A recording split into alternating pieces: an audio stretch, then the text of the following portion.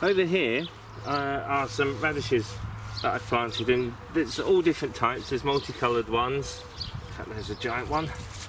You can see there's some quite big yellow ones, and there's also some of the long-rooted ones and some globe ones. So there's a variety of different radishes I planted in here. Interestingly, I planted these just before I went away, and I thought, oh well, I'll plant all of them, and if some of them survive 2 weeks away without any water, brilliant, that's great. They've all survived. I've got more radishes than I know what to do with, and apart from eat them raw, I don't really know anything else you can do with them. But over that side, at the same time, I planted a load of lettuces, and not a single lettuce has survived. None of them germinated at all. So I've replanted those with fresh lettuces, so I'm going to keep watering them, and hopefully they will come up. In the bed on this other side here, again, I scattered a lot of beetroot seeds.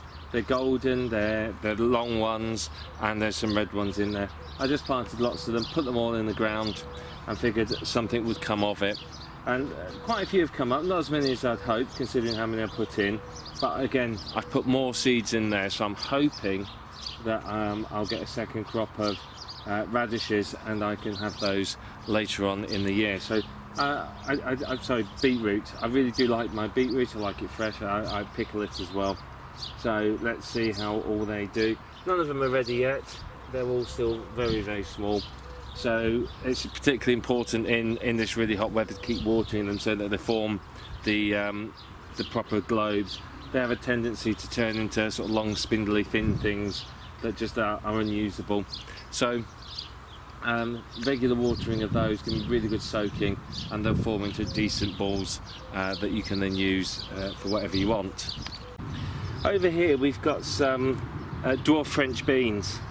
Again, I planted a lot of these in the hope that, you know, some of them would survive me not being around to water them and look after them for 2 weeks, and a reasonable amount have actually come up.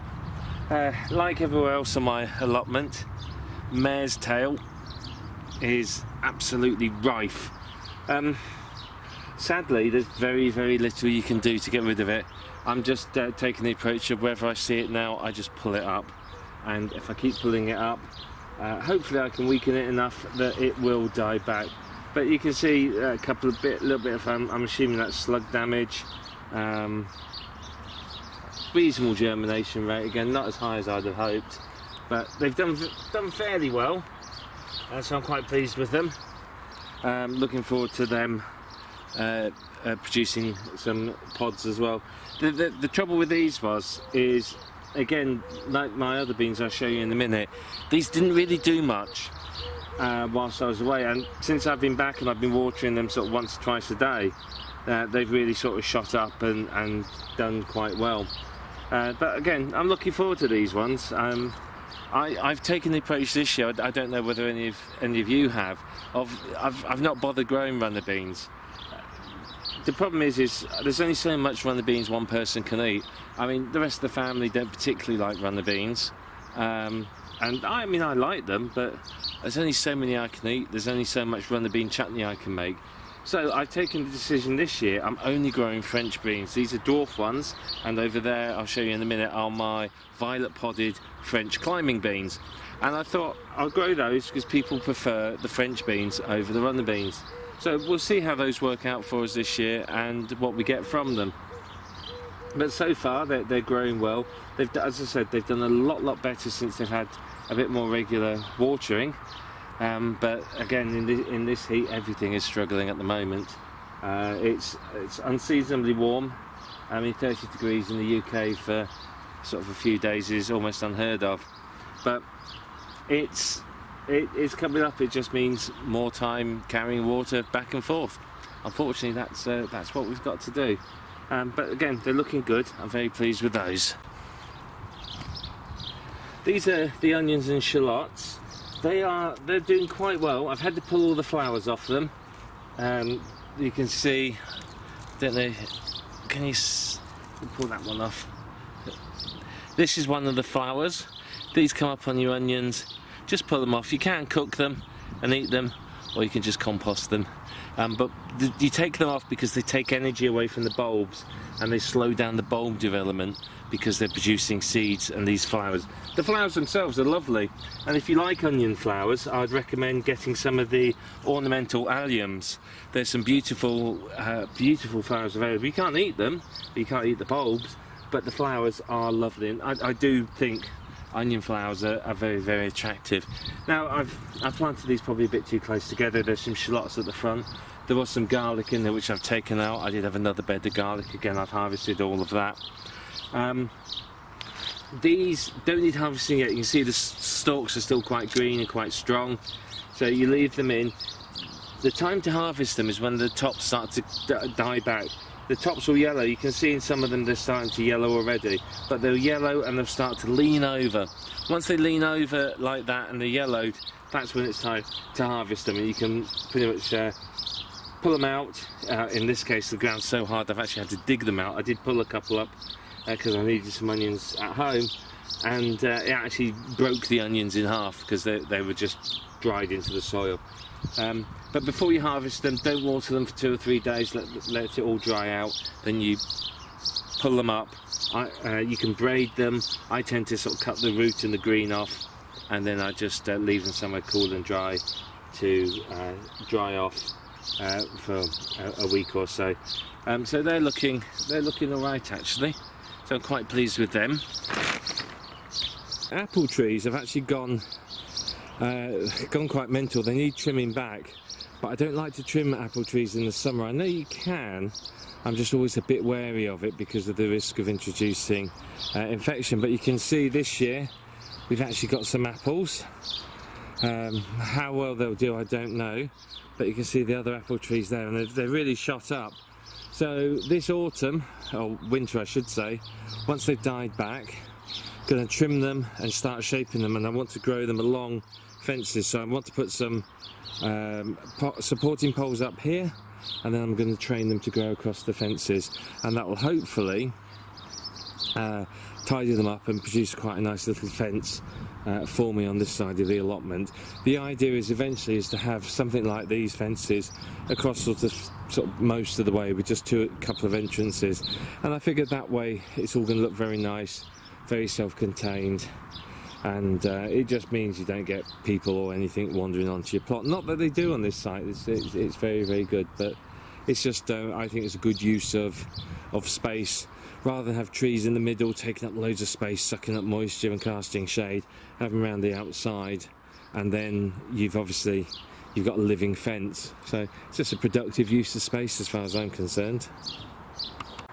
The rhubarb and raspberries are doing well. If your rhubarb's flowered, which it likely has, make sure you pull the flowers off.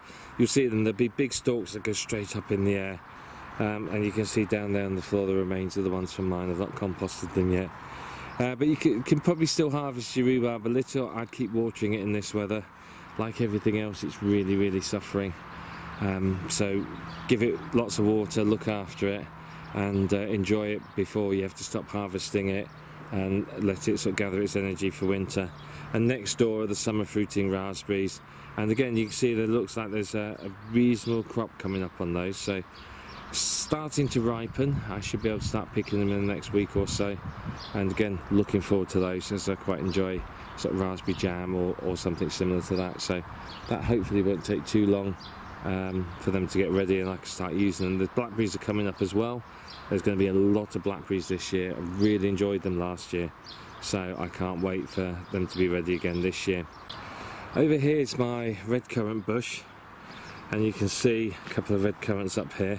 I've harvested a lot of these, and down the back over there are some blackcurrant bushes.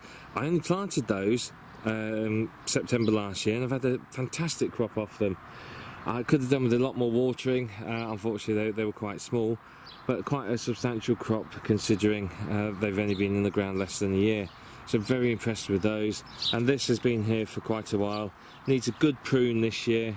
It's kind of getting in the way now. You can see it's quite substantial and it's going everywhere, so that's going to get a good haircut in the autumn, cut it back, and hopefully next year it will produce a really, really good crop. of fruit for me. But again, I've had quite a good amount of it this year. Very impressed.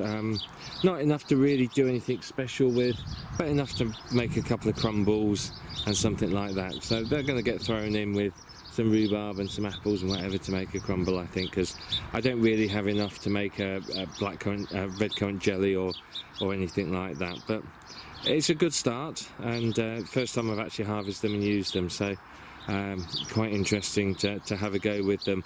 Not my favourite currant, but they certainly, I think they've got potential. And finally over here we have the violet podded French climbing beans. Again, these have been quite stunted, they haven't done very well. Since I've watered them, they've quite literally shot up, so with the regular watering they're doing quite well. So hopefully we're going to get a good crop of those this year as well. These double height raised beds are going to become carrot beds. I've deliberately built them double heights, there's plenty of room for the carrots to go down and grow decent length roots. Now, it's not too late to plant carrots. You can plant carrots for about another month or so, and they should produce a crop. So what I've done is this got filled with manure in about October last year, and you can see it's broken down quite nicely. It's quite a nice looking soil. So what I'm going to do to help the carrots grow is I've bought some sand. So I'm going to put some sharp sand in here and some compost. I'm going to mix it all up, and that will help a nice free draining soil that the carrots can very easily grow decent long roots in. Now I know this is really good and it's broken down very well, because if you turn it over, it's absolutely full of what we call red wigglers. They're very red worms, and they're the ones that you find in well rotted compost. They do the eating up of waste material and turning it into soil. They're the worms that you would use in a worm farm, for example. So I've got some really good worms in here, so very healthy soil. So put the sand in and some compost, help it drain, just build it up a little, and then I'm going to put this carrot seeds in. I've got a number of varieties of carrots. They're in my pocket here, so let's have a look at what we've got today. We got 3. A mixed colour variety, so that looks quite nice. We have a yellow variety, and then we have a normal orange variety. Now this is a seed trial from Mr. Fothergill's. So as you know, I'm seed trialling a number of things, the sweet peas and a few other bits and pieces, and these are one of the seed trials. So I've got 3 beds that double height like this, so each bed is going to have one lot of seeds in, and we'll see how they all do. They're all going to have the same preparation done with the soil, filled with compost and sand. These 2 of them I covered, and they've been covered since October.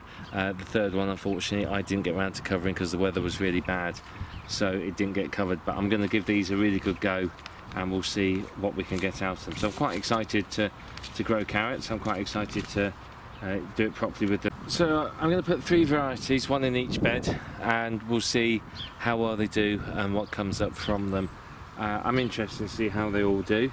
I like carrots, I use a lot of them, and I'm particularly interested in growing the coloured ones, as I think they're very unusual. So let's get this bed prepared, and then we will get planting on it. Remember, carrots like a nice loose free draining soil, so let's turn this into that. So I've mixed up the compost, the sand and the material that was already in this bed, and it's looking alright. It's nice and full. I haven't compacted it too much, I've just pressed it down lightly.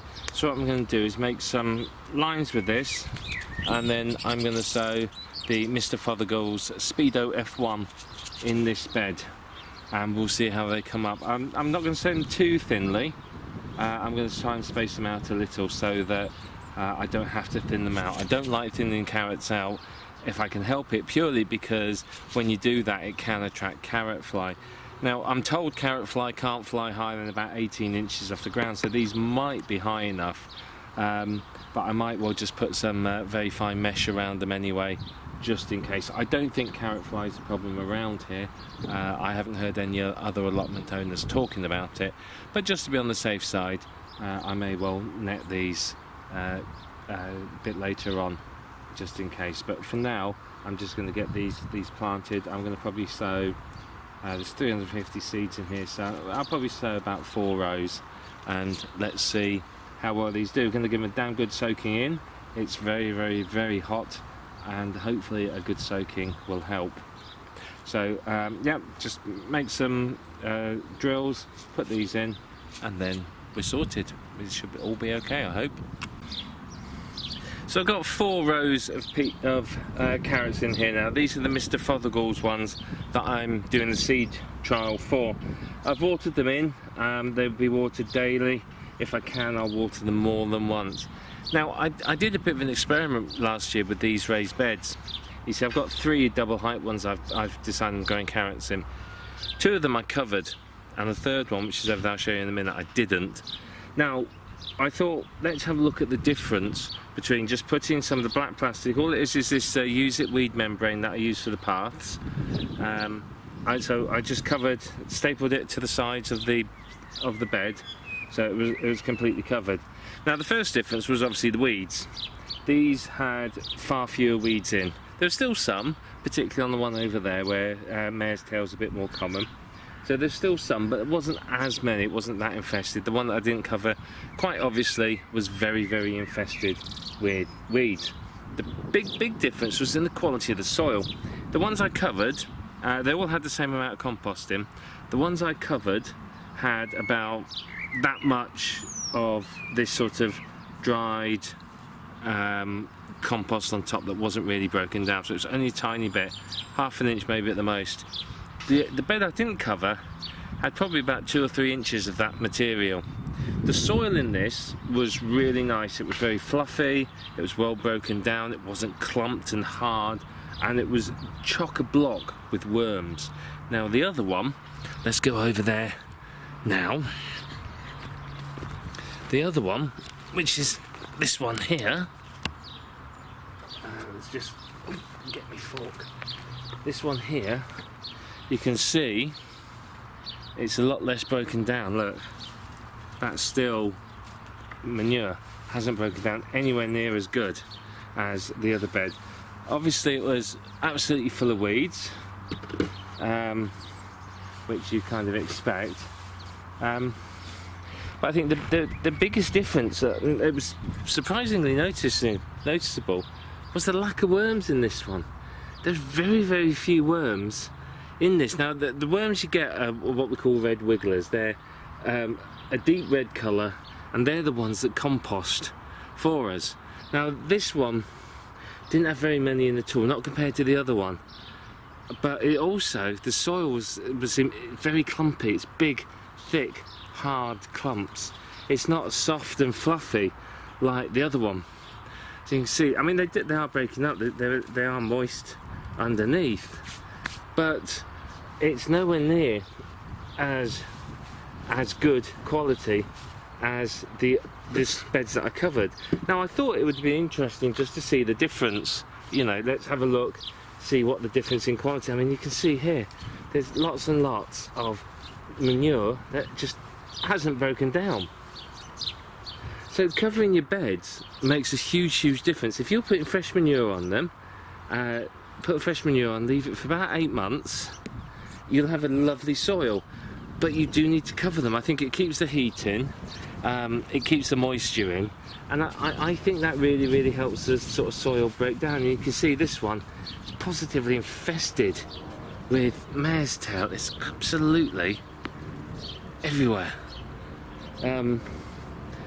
But as I said, to me, it's the quality of soil. I think that's the difference. I was interested because obviously everyone says, oh, you've got to cover your beds, you really should cover your beds. And I thought, well, what's the difference? Because obviously for us, you know, us that are on garden as well, we got limited budget, so going out and buying covers for your beds can get quite expensive.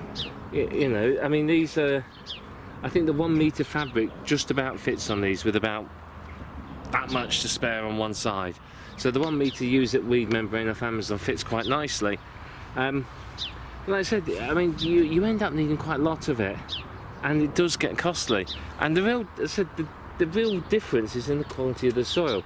So I'm going to recommend, and this is from the experiment I've done over the last sort of 8-9 months now, is if you are putting fresh manure or anything that you want to compost into a bed, cover it, and it will just speed up the decomposition process, and you end up with a much nicer soil. The other beds just needed a very gentle turn with a handful, whereas this one, it needs some serious digging. It's very difficult to get down into it, and the soil's coming out with big, heavy, clumpy soil. So it's not as good. I'm going to have to dig in a lot more sand and compost, I think, into this bed. But you can see there's so much more where it's just not broken down at all. You know, this is just compost, just manure. It's not broken down. You got to go down a fair distance before you hit the soil, and then it's absolutely solid. So as I said, it was an interesting experiment. It was interesting to see the difference in the soil. I wasn't expecting it to be quite as noticeable as it was, I will admit. I was very surprised in the difference, and it was very noticeable. So as of now, like I said, this winter all these beds are going to be top dressed with manure, and they will be covered, and that will get me a nice soil for next year. But anyway, onwards and upwards. I've got to get on and just dig this bed over, then prepare it. You can see it's look at all that. That's just, you know, let's have a look down there. Look at all this. It's just manure. It's not broken down at all, anywhere near as much as I wanted to. So all these that aren't in use are going to get top dressed, and then they're going to get broken down, covered. I'm going to buy some more weed membrane, get them all covered, and they will all be sorted. Now if I'd done this all in the other beds, that would have been teeming with worms, but you can see there's very few in there. And again, I think the cover keeps the moisture and the heat in, and that really makes it a very worm friendly environment. So yeah, anyway, it's an interesting experiment, and there's a recommendation there for you to help get decent quality soil. As I said, I filled those beds in October, November time last year, and it's now June, and the beds I covered, it was broken down and looking lovely. So it doesn't take too long to do, so well worth a try. Here at home we've got our chili peppers. You can see here, this one is a hot curry pepper. It's another one that's on trial from Mr. Fothergill's, and you can see I've kept them in reasonably small pots simply because I don't want them to grow too big. I want them to concentrate on producing flowers, and you can see there's plenty of flowers and lots of pods forming. These ones over here are probably about ready to use, to be honest, so I'll have to give some of those a try, and there's lots of new ones coming up on here. So these are very exciting. These are done very well, 100% germination rate on them, so they've done wonderfully. They've grown very well indeed. They're producing quite a lot of fruit, and I think if I put them in bigger pots I'd have probably had an awful lot more of them. So I'm very happy with those chili peppers. As I said, they're hot curry pepper from Mr. Fothergill's, and what we'll do is we'll pick some and we'll try them in a meal this week, and I'll let you know how they are. Over on this side we've got some other ones grown in there. These are different types. These are habaneros. So there's a chocolate habanero, a habanero orange, and those are those varieties there. The hotter chili peppers seem to take a bit longer to get going. They're slower, they're smaller plants, and you can see there isn't really any fruit on them just yet, but there are flowers starting to perform. We've had some very hot weather, as I'm sure you're aware, and the issue I've had is that they've been in these plastic greenhouses, and they are really struggling with the heat in the greenhouses, so I've had to take them all out because it's just too warm for them. And what you'll see is that they droop, and then when you water them they come back to life again. So I've been very careful with some of these. The hotter chili peppers like the hotter conditions. I've noticed these ones here, which are the hot curry peppers, they're obviously not quite as hot. These struggle in the greenhouse. They really do wilt, whereas the habaneros, which are a much hotter chili pepper, don't mind it so much. They wilt a lot less. So I've left those in there because I think they need the heat to mature, whereas these appreciate slightly more gentle heat. Now finally onto our tomatoes. You can see I've got some varieties here. There's a black tomato and a few others. If you're growing tomatoes that look like this, the tall straggly ones that grow everywhere, you need to pinch them out. I think I've done all these, unfortunately. Here's one. Now look, you see here there's a tiny little stalk coming out there. You've got to pinch those out. Just put your fingers between them, pull them out and then throw it away. There's another tiny one coming up there. You can just about see that. You take those out. What happens is these will continue to grow side shoots and your tomatoes will end up pretty much just all greenery. If you pull off the top when it gets to about 3 or 4 flowers height and then pull off all these side shoots, it will concentrate on producing flowers and producing tomatoes, and you get a much better crop. If you live in a really hot area, it's not quite so important because you can the tomatoes have enough time to mature. But in cooler areas like England and much of Northern America, then they cannot grow.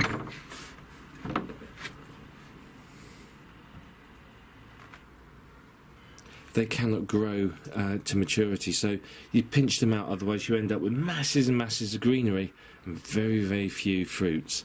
So like I said, you just take the topmost shoot off, and you can see here I've done that there and here to stop them growing upwards, and then you tend to find shoots appearing here in the joint between the main stem and the leaves, and you just got to pinch them out. As soon as you spot them, just simply pinch them out between your thumb and your forefinger and throw them out. If you find that some are growing really, really long, you can take them out, put them in water, and they will root, and then you can plant them and they will produce fruit. However, it depends on the length of your growing season as to whether that is practical or not. But that's all the tomatoes. Let me know what sort of tomatoes you're growing. Are you growing any chilies yourself? Have you got any varieties of tomato you would recommend that I try next year?